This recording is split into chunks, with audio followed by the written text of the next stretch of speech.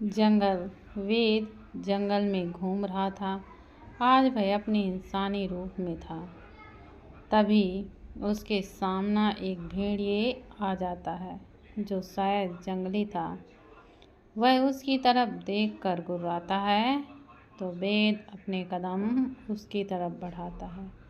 वह भेड़िया उसे देखकर और बुरी तरीके से गुर्राता है और जब वह देखता है कि वेद उससे डर नहीं रहा है तो वह उसके ऊपर झपट्टा मारने के लिए जैसे ही आगे बढ़ता है कि उसकी आंखें वेद की आंखों से जा मिलती हैं।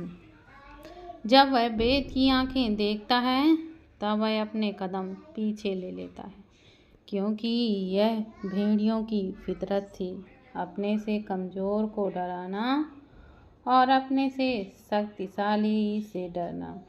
वह वहाँ से जैसे ही उल्टे कदम भागने वाला था कि वेद उसे गले से पकड़कर अपने पास लेकर आता है और उसके गर्दन से सारा खून निचोड़ लेता है और उसको देखते हुए कहता है, गद्दारी मेरे कौम के साथ करने की और इसकी सज़ा तो तुम्हारी जान लेने की।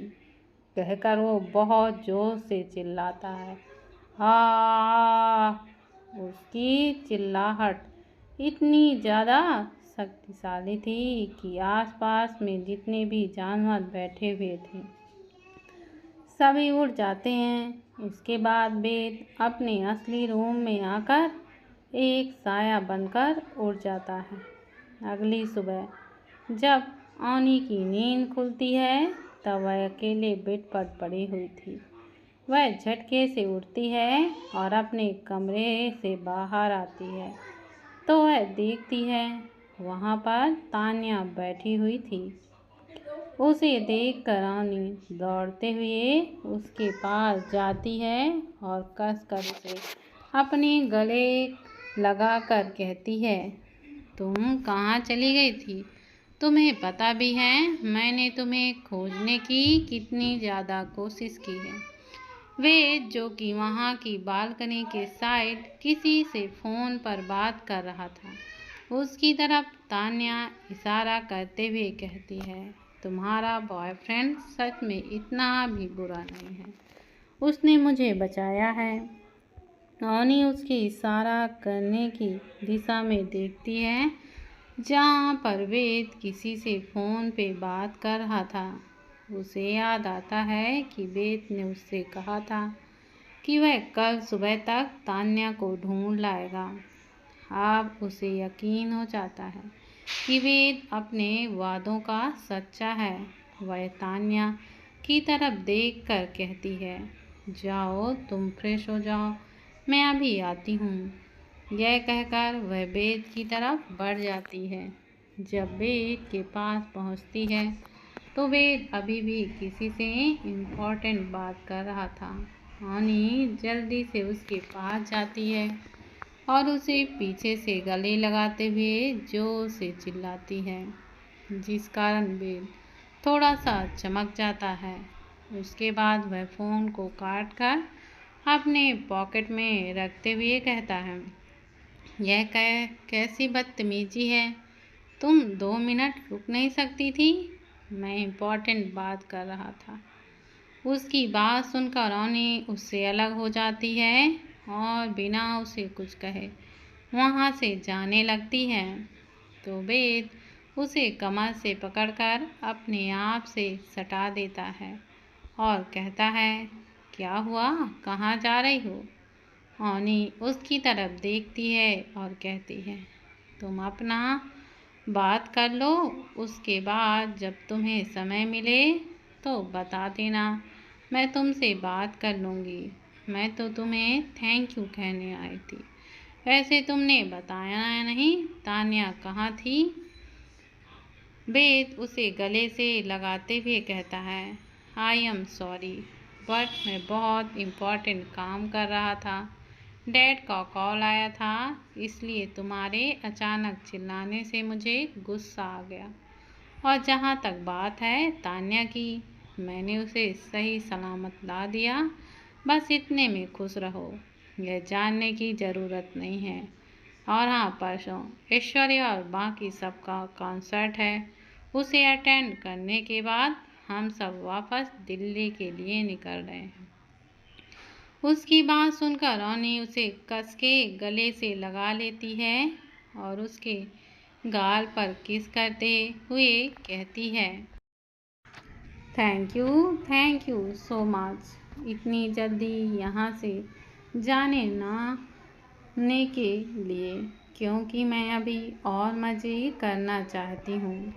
उसे देखकर वेद अपनी आँखों को छोटी करता है और कहता है, कल कोई था जो रो रहा था और आज वह मज़े की बात कर रहा है। क्या बात है। और हाँ, अब तुम बगैर मेरे कहीं नहीं जाओगी। अगर मैं कोई इम्पोर्टेंट काम में बिजी हूँ तो तुम हमारे आल ब्रदर में से किसी को भी अपने साथ लेकर जा सकती हो, लेकिन अकेले कहीं नहीं जाना है। अवनी प्यार सी स्माइल के साथ कहती है, जो हुक्म मेरे आका। वेद भी बिना किसी भावना के कहता है, मैं तुम्हारे साथ मजाक बिल्कुल भी नहीं कर रहा हूँ, मैं बिल्कुल सीरियस हूँ। इस बार मैंने कुछ नहीं किया है, लेकिन अगली बार मैं किसी को भी नहीं छोड़ूंगा। उसकी बात सुनकर अवनी ओके कहती है और वापस तान्या की तरफ चली जाती है। उसे जाता हुआ देखकर वेद कहता है, तुम्हारे ऊपर नज़र रखना बहुत ज़रूरी है, क्योंकि जो तुम्हारे पीछे पड़ा है वह कोई मामूली इंसान नहीं हो सकता, और तुम एक मामूली इंसान हो जो छलावा तो जानती है, लेकिन यह जितने हद तक हो सकता है यह नहीं जानती। Innocent girl. उसके बारे में सोचते हुए वह पिछली रात की बातें याद करना लगता है। फ्लैशबैक।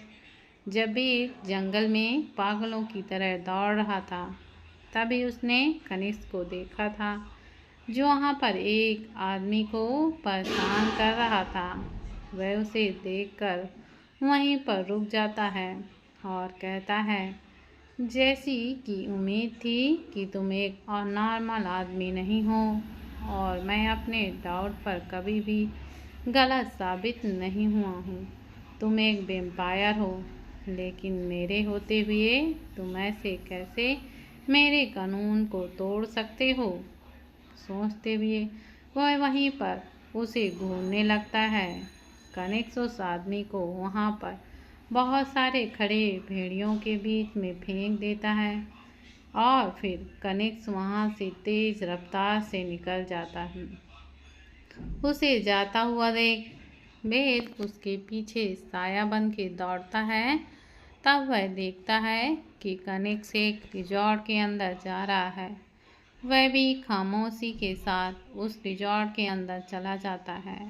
फिर अपनी टेलीपैथी के दौरान वह शौर्य को कॉल करके कहता है, पुलिस को लेकर गार्डन रिजॉर्ट लेकर आओ। उसकी बात सुनकर शौर्य अपना सिर हाँ कहकर हिलाता है और कॉल कट कर देता है।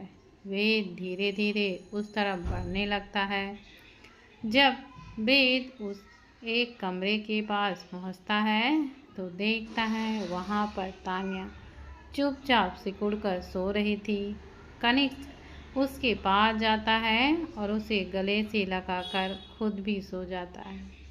वेद अपनी आंखें छोटी करके कहता है, कमीने कुछ दिन पहले मेरी अवनी के पीछे पड़ा था और आज उसकी सहेली के पीछे पड़ा है। कोई नहीं, तुझे जरा सा अपनी सच्चाई बताए बगैर भरता बनाऊंगा। सोचकर वह फिर से एक काले साए में बदल जाता है और कनिष्क के कंधे पर अपनी उंगलियों से टैप करता है।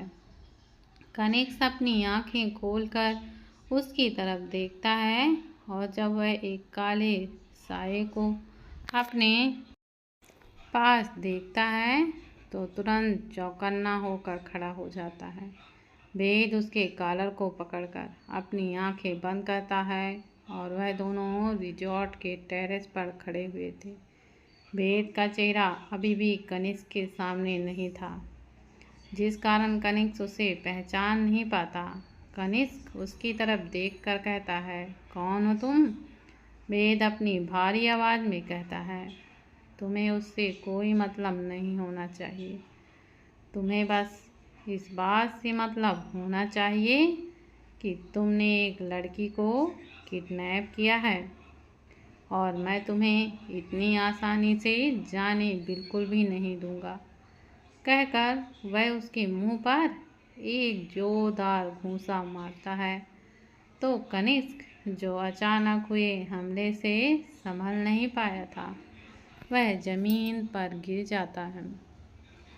उसकी तरफ खड़ा होता है और अपने वैम्पायर रूप में आकर वेद के गर्दन को पकड़कर अपने पंजे से उसे मारने वाला होता है कि वेद उसके हाथों को पकड़कर उसके गर्दन पर बहुत जोर से मारता है, जिस कारण कनिष्क उसे मार नहीं पाता। तभी उन सबको पुलिस वैन के सायरन की आवाज़ सुनाई देती है। कनिष्क जब यह आवाज़ सुनता है तब वह समझ जाता है कि अब तान्या उसके हाथ से निकलने वाली है। वह वेद को धक्का देता है और तान्या के कमरे की तरफ भागता है, तो वेद उसे पकड़कर टेरेस के नीचे वहीं फेंक देता है, जिस कारण कनिष्क सीधा जाकर पानी में गिर जाता है, क्योंकि नीचे स्विमिंग पूल था। सौर, जो उनके साथ आया था, वह इंस्पेक्टर की तरफ देखकर कहता है, अरेस्ट हिम, इसने हमारे दोस्त को किडनैप किया है। उसकी बात सुनकर एक हवलदार पानी में कूद जाता है और कनिष्क, जो अपने नॉर्मल रूप में आ चुका था, उसे पकड़ लेता है।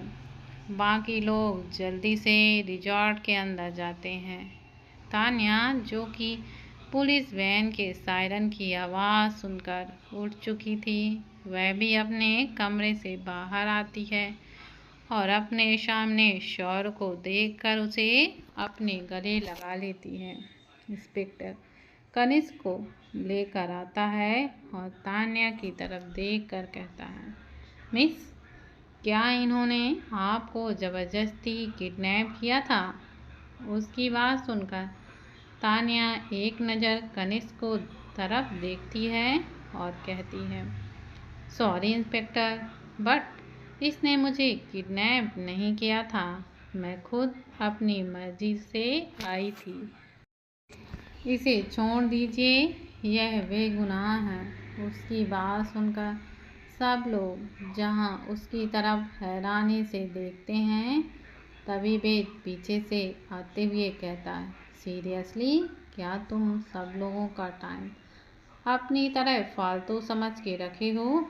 तुम्हारे कारण मेरी औनी इतना रो रही थी और तुम यहाँ पर अपने बॉयफ्रेंड के साथ आकर गुच्छे उड़ा रही हो। उसके बाद इंस्पेक्टर की तरफ देखकर कहता है, अरेस्ट करके ले जाइए इंस्पेक्टर। इंस्पेक्टर कहते हैं, I am so sorry, but यहाँ पर विक्टिम ही कह रही है कि सामने वाला मुजरिम निर्दोष है, तो हम बिना किसी सबूत के इसे गिरफ्तार नहीं कर सकते। कहकर वह सभी वहाँ से चले जाते हैं। उनके जाने के बाद वेद तान्या के आर्म को पकड़ता है और उसे खींचते हुए रिजॉर्ट से बाहर की ओर लेकर चला जाता है। कनिष्क बस जाती हुई तान्या को देख रहा था। वेद तान्या को सौर की गाड़ी में बैठाता है और वापस रिजॉर्ट के अंदर जाकर कनिष्क के मुंह पर एक घूंसा मारकर कहता है, आइंदा से अगर तुझे अपनी गर्लफ्रेंड के साथ रहना हो तो उसे लेकर कहीं भी चले जाना। मुझे उससे कोई प्रॉब्लम नहीं है, लेकिन अगर मेरी गर्लफ्रेंड के आंखों में आइंदा से तुम दोनों के कारण आंसू आया तो मैं किसी को भी नहीं छोड़ूंगा। You got it, damage idiot. यह कहकर वह उसे धक्का देता है और जाने लगता है। तो कनिष्क कहता है, तुम यहाँ पर कैसे पहुँचे? और तुम्हें कैसे पता कि तान्या यहाँ पर है? वेद उसकी तरफ कोड एक्सप्रेशन के साथ देखता है और कहता है, तुम्हें उससे कोई मतलब नहीं होना चाहिए। दिल्ली जाने के बाद तुम चाहे उसके साथ जो करो, मुझे कोई फर्क नहीं पड़ता, लेकिन जब तक हम यहाँ पर हैं तब तक हमारे एंटरटेनमेंट में अगर तुमने अपना नाक घुसाने की कोशिश की तो मैं तुम्हारी नाक ही तोड़ दूँगा।